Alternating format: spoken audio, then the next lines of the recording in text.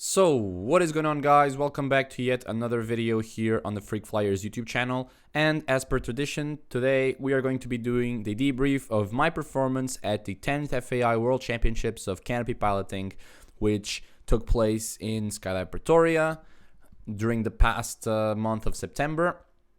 As always, I'm going to go through most of the things that I did, the training that I did, the training strategy. Then we're going to go over the results and over some of the runs.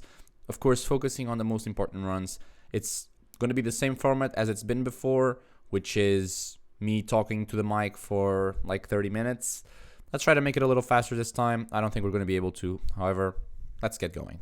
So, to preface, me and Max, working as a team for a while now. We've been doing a lot of team training, and swooping is such a individual sport that people might get confused in how team training happens. Well, two brains work better than one, and we've been using both of our brains to debrief our performances after each day of training. We avoid looking at bad runs. If a bad run happens and we know why it happened, we just avoid it altogether and just focus on the good runs. And that way our brains are always watching good runs and we know what we have to do when the bad runs happen. So let's talk about the training that we had for this. We did comps, but the most important comp and the one I wanted to do the most training in was the French Open, in which me and Max went with as much advance as possible. And we were able to do about 50 training jumps, not counting the comp, which was very, very beneficial as I was flying a new canopy and Max was flying a new canopy. I was flying my 57 Petra, and Max was flying his 59 Petra. We were flying both at a wing loading of 3.6 using the Mutant. And we've been using the Mutant for everything, for both the power events and the control events. So for speed, distance, we use the Mutant disconnected, and for zone accuracy and freestyle, we use the Mutant still connected. There's a lot of modifications we have on our Mutant. Some we can mention, which I will. Others I can't mention due to agreements with UPT. However, I will try to still give as much information as possible so that you guys can learn. And even if you're not swooping at a professional level, you can still watch the video and enjoy it. Me and Max went to South Africa about 12 days before the competition, so 2 weeks of training. We ended up doing 8 training days and only about 25 training jumps, which it's not a lot. However, it is what it is. It's what we were doing because the weather in South Africa isn't that good. However, it was very beneficial that we were able to fly in very different types of weather. We jumped in very cold days. We jumped in very warm days. We jumped with strong and light downwind and strong and light headwind. So we had a lot of variation in the conditions we trained. As always, I like to start off with zone accuracy just for me to get to know the drop zone. And even before that, we did the first day only 2 jumps, and the first one we didn't even go for the pond, just a normal swoop to see how the recovery is different, to get a feel for the place. And then we went for the pond and we did some zone accuracy again, because zone accuracy, it's a bigger canopy, it's a more controlled flight. In case something happens, in case we fuck up, the consequences usually are a little bit less. This is not to say that it's 100% safe. However, it is safer than just going with your fastest speed canopy right from the get-go. After that, we did a little bit of the speed training after zone accuracy, because speed, even though, yes, you're already flying at the highest wing loading that we fly, which is at 3.6, it is a less demanding discipline. And you might say, okay, yeah, but people have been crashing in speed. Yes, that's true. If you're hitting a buoy, if you're really locked in and you want to get the score regardless of anything, you can crash in speed and break yourself for sure. However, for me, at least, I feel like speed is something that I like to train first because it's really simple. You just need to nail the recovery arc, have a good turn, a good setup, a good turn, nail the recovery arc, and fly the course safely. It's not that complex. Whereas with distance, you have to touch the water, you have to keep the canopy low. It's much easier for me to do something that's going to make me get hurt if I'm doing a zone ac when compared to, when I'm doing distance when compared to speed. So a bunch of training days, and up until the last moment, once I felt like I had the recovery arc nailed in speed, where I was flying, not only flying fast, but flying fast for the conditions, because it's easy to do a 2.0 if you're in South Africa with downwind. However, a 2.0 in South Africa is not the same as a 2.0 in Dubai. A 2.0 in Dubai, you're flying the Canopy at almost at like 80% of its performance, whereas if you fly the Canopy really shitty at like 50% of its performance in South Africa, you'll still be able to put down a 1.9. So that's not what we were looking for. When I got there, I had two goals in mind. I wanted to beat a world record in speed, and I wanted to win speed. That was my two goals for that competition. I also wanted to homologate a national distance record, because I told myself I'll only homologate national records if they are big numbers, so over 200-meter distances, and less than 2-second speed runs. In that case, I've already homologated a 2-second run for the national record. Now it's much lower, but I did homologate it. However, now with these modifications, with the competition having happened, I'm going to homologate 180 meters national record in distance. So we trained until the last moment. After we were done training speed, we trained a little bit of distance too. And again, I won't say it's challenging. It just needs repetition. And I know mistakes that I did, mostly due to the setup. Those were the mistakes that cost me the runs that I lost. The 2 runs that I had zeros in the comp were due to setup mistakes. So again, it's very good that I know what these mistakes are. I can correct them in time for Dubai, hopefully, and in time for the next competitions in the next season. That's very good. Once training was over, let's actually start with the competition. 12 rounds. Let's go through them one by one. Round 1 of zone accuracy. The wind conditions were very, very soft. There was no wind at all. And I set up. I had a perfect, nice setup. However, I skipped the first gate and the last gate. Skipping the first gate was because I'm doing some mistakes when doing zone accuracy and when doing freestyle as well, which is I'm not leveling my wing before I touch the water. I'm nervous during the recovery arc. I'm anticipating so much the water drag, which is something I'm not comfortable with because I don't have a lot of experience in ponds.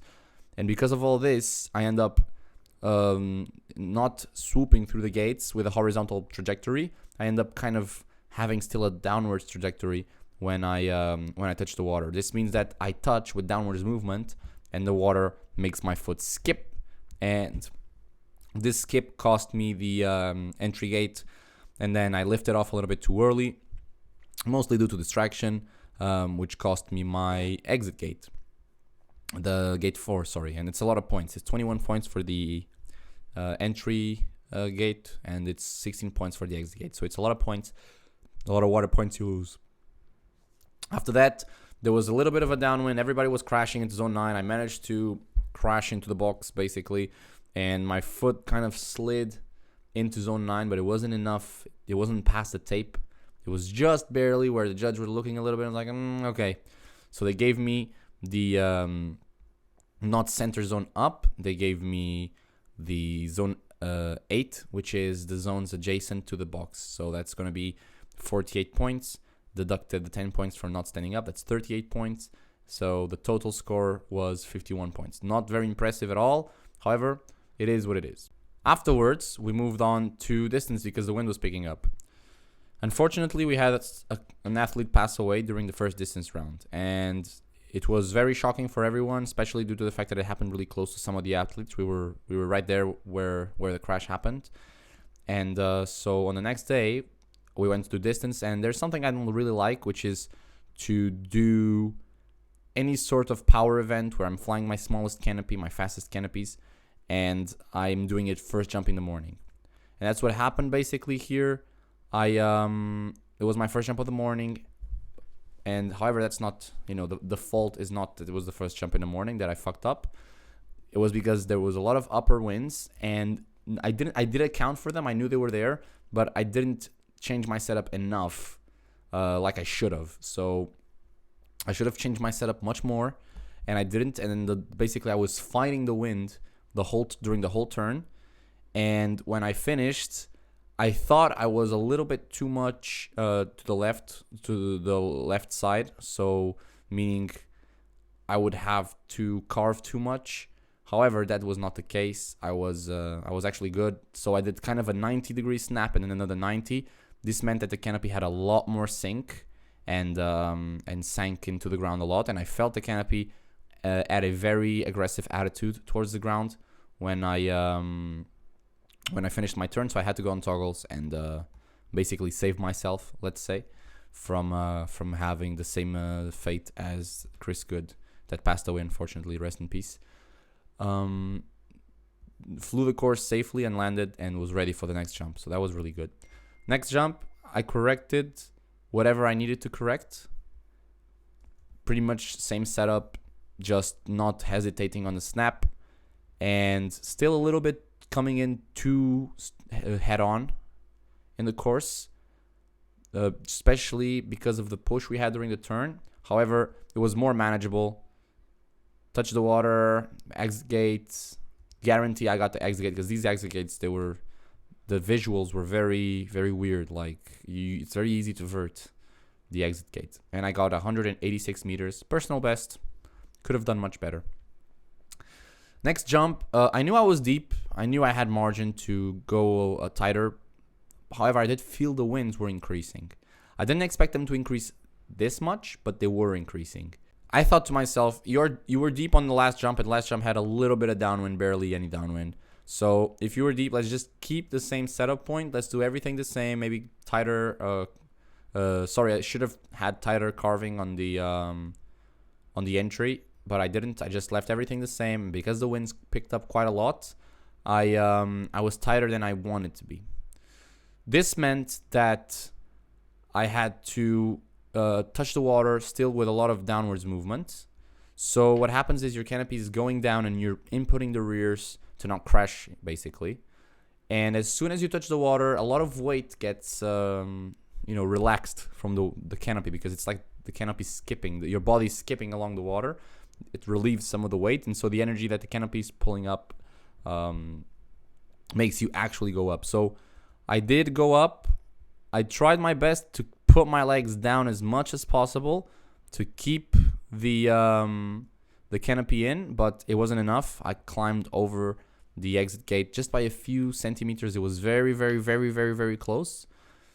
Then I flew out to like 205 meters, something like that. I basically slid past the world record tape, and then looked back, and I knew right away, like, I wasn't gonna get it, because that's just what happens sometimes. You vert the exit gate, but at least I know exactly what I need to do to not have that happen. And yes, I did vert, but I put down one solid run, and the other one that I did put down that I barely verted was a very solid run, and the first one would have been just as solid as all the other runs. So I know the potential to succeed in distance is there, which is my next step, will be to conquer distance. So all I need to do is to train it a little bit more and do what I have to do. Again, we need to remember, guys, the strategy for this jump, for this competition, was to make an impression, was to leave a mark. I did not want to get 7th place overall.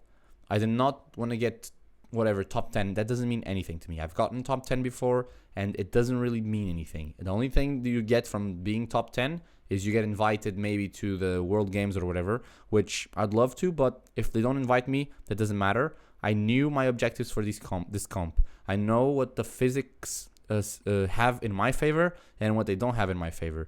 This is a high density place, means for records it's awesome. However, I fly a very small wing because I'm a light person, I'm a light guy, and I want to fly a 3.6, so I have to fly a 57. I knew my 57 could go more than 200 meters. There's no question. My 57 can beat a world record, but it's going to be pushing it. Here, anybody else with a little bit of a bigger canopy with the same wing loading would have been able to beat the world record in distance, just like Max did when he did 219 meters. It was almost a world record, and he could have gotten it if he had a few more tries. I'm 99% sure. My objective was with speed, because I know I'm good with speed. I've been training for this specific competition for a few years now, and I knew I wanted to succeed in speed. My canopy is nice and small, so it does perform much better than most canopies in speed. So then we started with speed. I had train speed. I knew exactly where my setup needed to be. I knew what angle I needed to enter the gates. I prefer slightly the left-hand carve compared to the right-hand carve, because not because I'm faster flying it. I tend to not vert as much because I'm more comfortable. I don't ask me why. Don't ask me why. And one thing with the mutant is, I was telling myself, be deeper than you think you need to be. Because if you're tight, there's no, like I said before in many different mutant videos, there's no elegant way, if you're tight on the gates, to compensate for that with a mutant. The only way you have to do it is either you sachet, which can give you a lot of downwards movement and you might have to go on toggles, which is not going to be good, which I've done before and I've scored. Or you can try to make your body a little bit flatter, a little bit lean forwards on the harness. This is going to increase your the dive of the canopy during the recovery arc, and what's also going to make the canopy have more vertical speed, which means you're going to have to dig it out on rears, and it might not be enough to recover, and even if it is, you're going to kill all the power. So on the first jump, I thought it's the air is nice and cold, which means that the canopy I'm gonna fly basically not as deep as I would want to. Because the density of the air in the morning the air was a little bit denser and there was a crosswind push. I knew for sure that the canopy was going to recover slightly faster, just a little bit faster. So what I thought was, if the canopy does recover faster, what I need is to be a little bit deeper so that the canopy can fall into the gates, literally. And so that's basically what I did. I thought to myself, just go deep. Trust the process, go deep, and you'll all be fine. So I went a little bit deeper than normal. When I snapped, I felt that I was a little bit high, but no problem. I flew the course safely. No, not verting, first jump of the morning. And I thought my time was going to be something along the lines of 2.0. I never thought I would have a 1.8 in that run. That run did not feel like a 1.8. When I walked back, I was told I had a world record, 1.849 seconds through the 70-meter carved course, which is a world record and the first ever 1.8 second run recorded in competition. But I did not feel like that run was what it could be. That wasn't a run pushing it. That wasn't a run where I'm doing everything perfect. That was a run that was a 1.8 because of where it was done. There was no wind, but that's not really the point. The mutant flies well with or without wind. It was due mostly to the conditions, the air density, etc. So for the second jump, I knew I was deep, I knew I was high. But I also knew the winds were increasing and the density of the air was also increasing. The density altitude was also increasing. This meant that I could use exactly the same setup point, do exactly the same turn, and everything will fall into place. That's something I really like to do. I like to fuck up slightly on the first jump for the conditions to make the second jump better, because that way I know whatever I did on the first jump is valid, is working, and is giving me a score. All I need is the conditions to make it so that it's a perfect run. So for the second run, I thought, let's keep everything the same setup, and same turn. And let's just see how it goes. The wind was a tiny little bit more wind, at least I thought, but it turns out it was actually no wind at all because the wind died down when I came through, which it's not a problem at all. I still love to swoop. You can maybe see the wind sockets crosswind with pretty much no push. So I did exactly the same. However, I think during the turn, I turned a little bit slower just during some moments or I took a little long to snap. I'm not sure exactly, but I know I was a little bit too low. I wasn't low to the point where it was dangerous, but I know I was a little bit low, and you can tell by my legs wiggling that I'm low because I only wiggle my legs when I'm low. Because I'm low, I can crash, yes, but I was 99% sure I wasn't going to crash. I just leaned back, and if I really needed to, I could stab out any moment. Came in through the course, close to the water, and then when you go super low, before G3, after G3, sometimes you have to climb a little bit and you vert G4. So I was scared of verting G4, but I got it barely, but I did get it. And it was a second run, 1.887 seconds, a little bit slower than the first one. However, I was happy that I got a score. And for the last jump, as I was walking to the plane, I saw the windsock moving a little bit. It was still no wind, and I wanted to have wind. I wanted the wind for the world record. And I had already gotten the world record, but I wanted to do a 1.7. That's what I really wanted. I knew the 1.8 was possible. I knew I could do a 1.8 at sea level. So I really, really wanted a 1.7 second run. This was the last chance I had, and I was super calm. I was thinking, if we do it, it's perfect. If we don't do it, we know we can do it one day. So I went up. As I was flying my pattern, I noticed the windsock was not moving, unfortunately. There was no wind.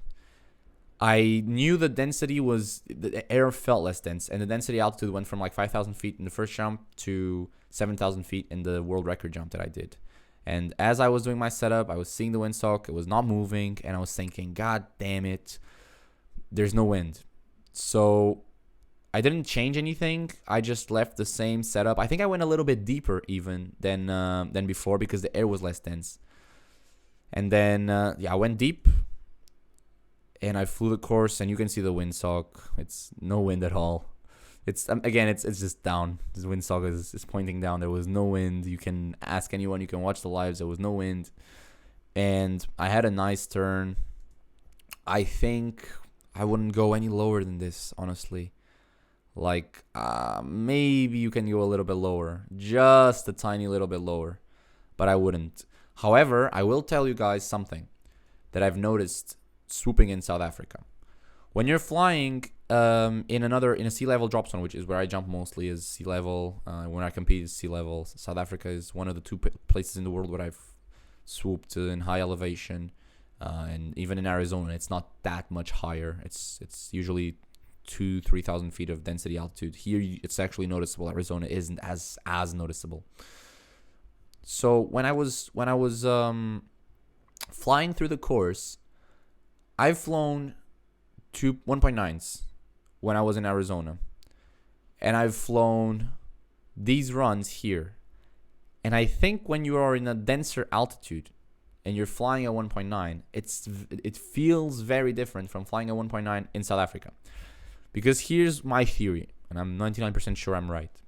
When you're flying in South Africa, you start, let's say, at 160 kilometers per hour entry gate speed. So you enter at 160, you fly the course, and you reduce your speed, and you exit the course at maybe 140, or rather, let's say 120. So you start at 160 and you slow down to 120.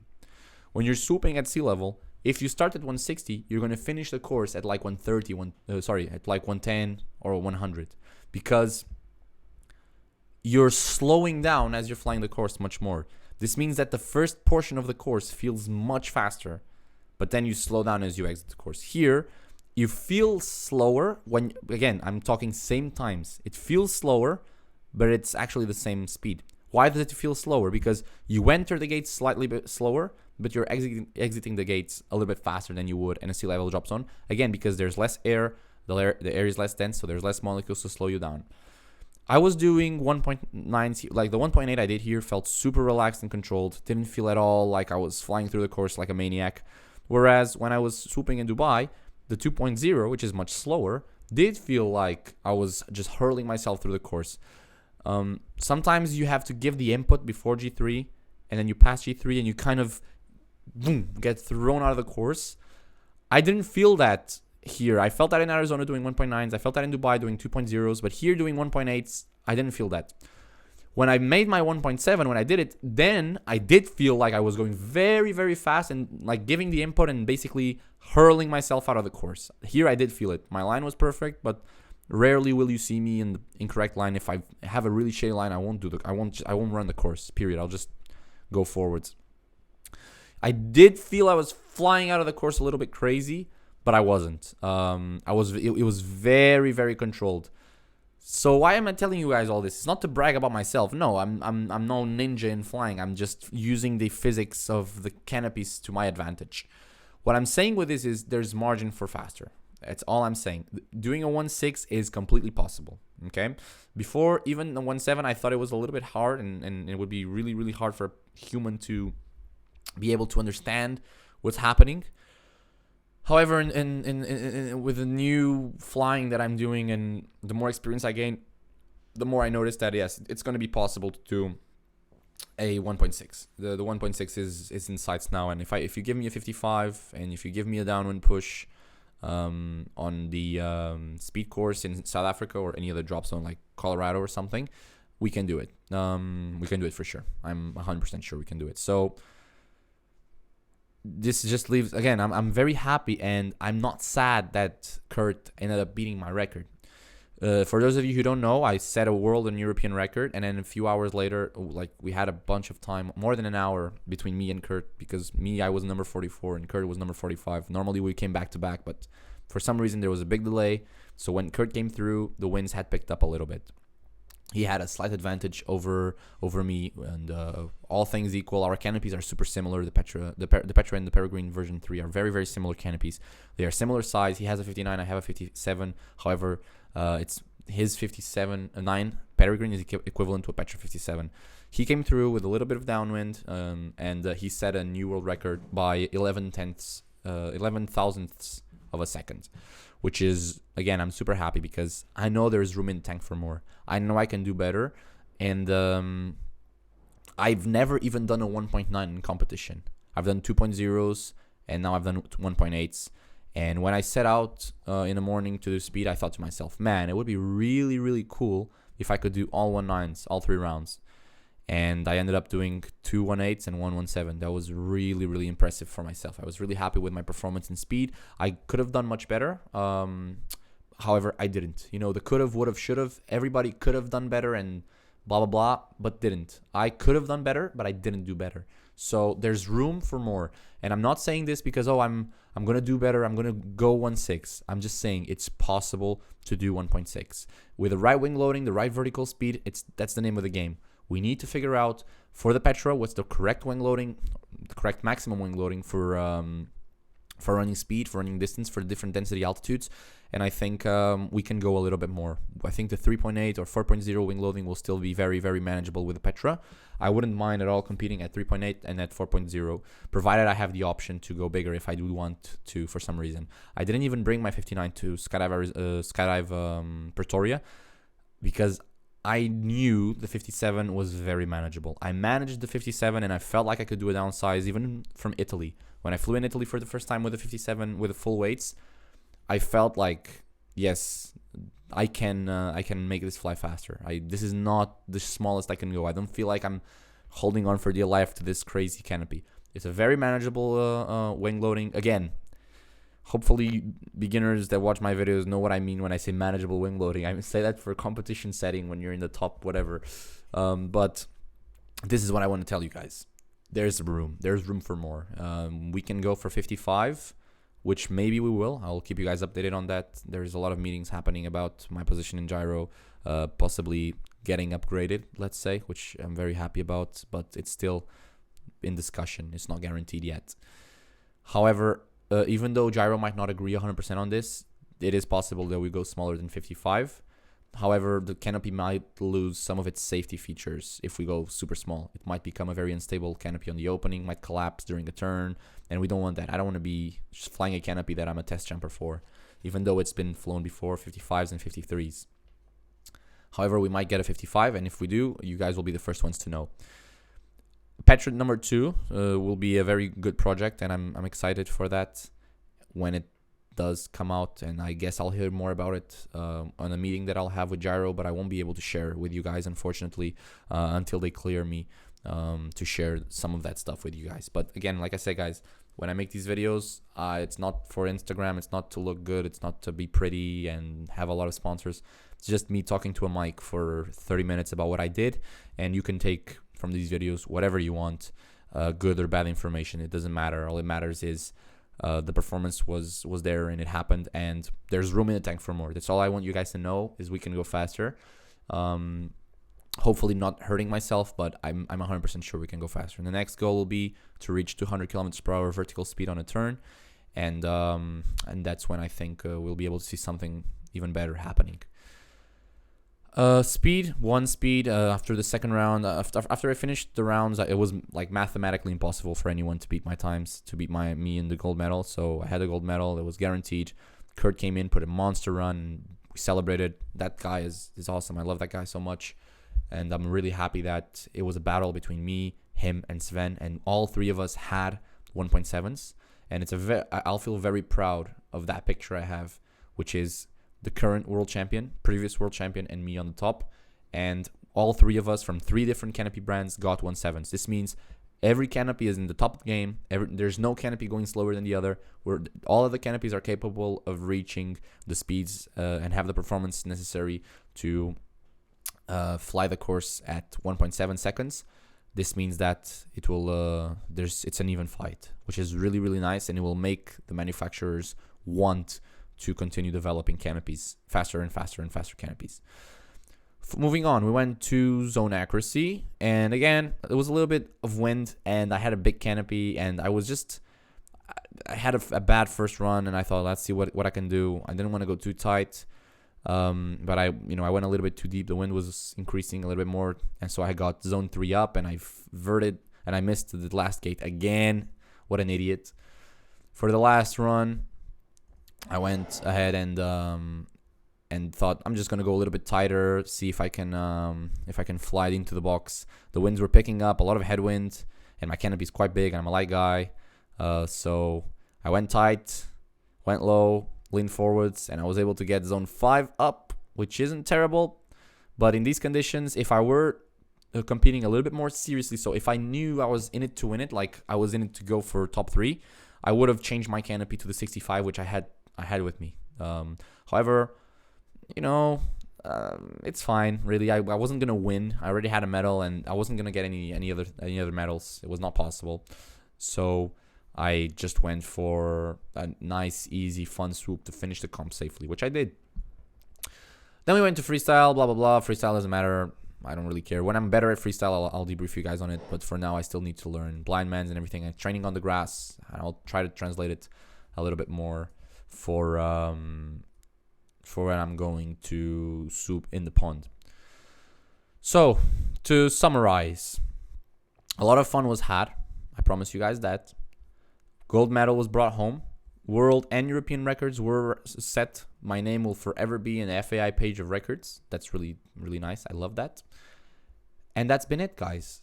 As always, remember to like, subscribe, all that stuff. You guys know what you have to do.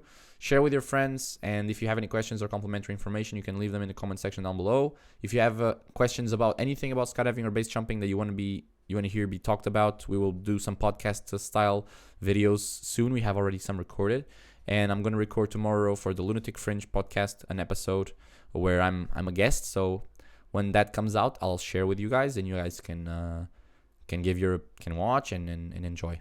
So with that being said, it's been my time, and I'll see you guys next time.